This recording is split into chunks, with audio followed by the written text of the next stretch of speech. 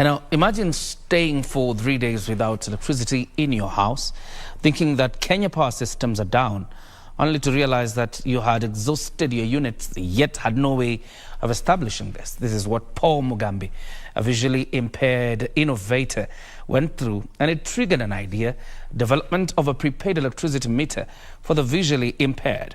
Teresa Mutai brings us this report. An inclusive future being built by genius minds. Today, I have a sit down with Paul Mugambi, who narrates to us the innovation of smart power solution. Paul Mugambi spent 3 days holed up in his house without electricity at the height of COVID-19 pandemic lockdown.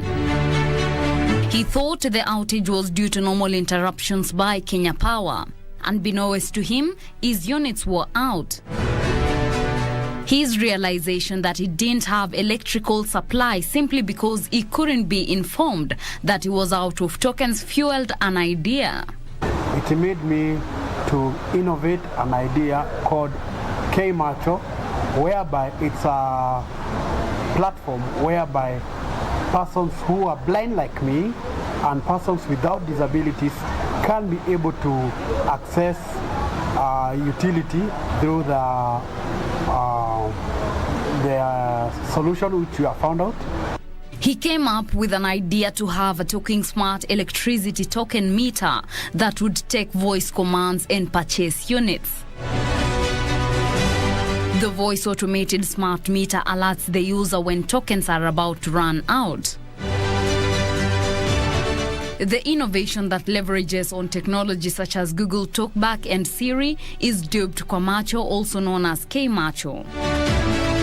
Macho uses spoken words, vibrations, and other audible feedback to allow the user to know what is happening on the smart meter, allowing the user to better interact with the device.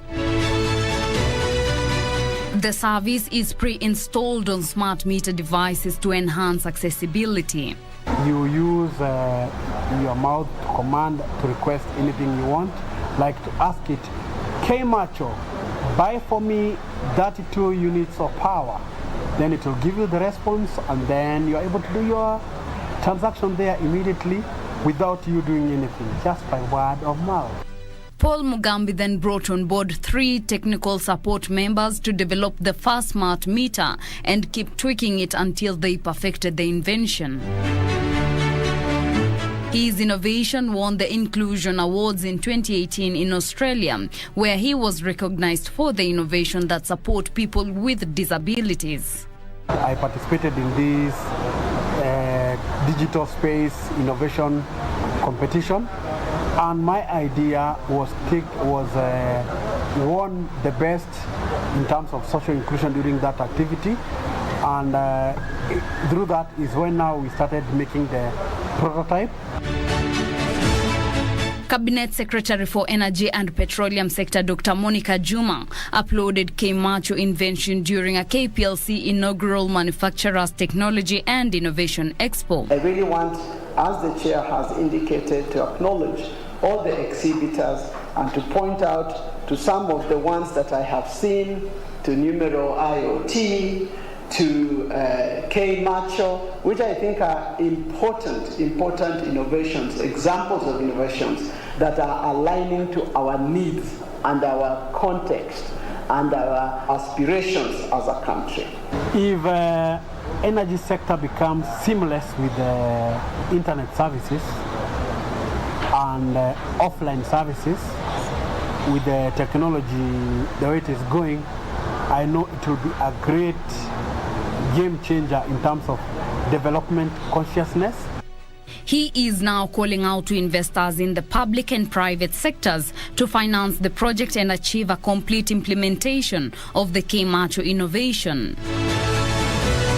He says the potential of the innovation in the energy sector is yet to be fully exploited, saying it could open up many jobs. Indeed, a visionary man who hopes with his innovation, the world will be transformed to create a better future. Reporting for Sunday Express, I am Teresa Mutai.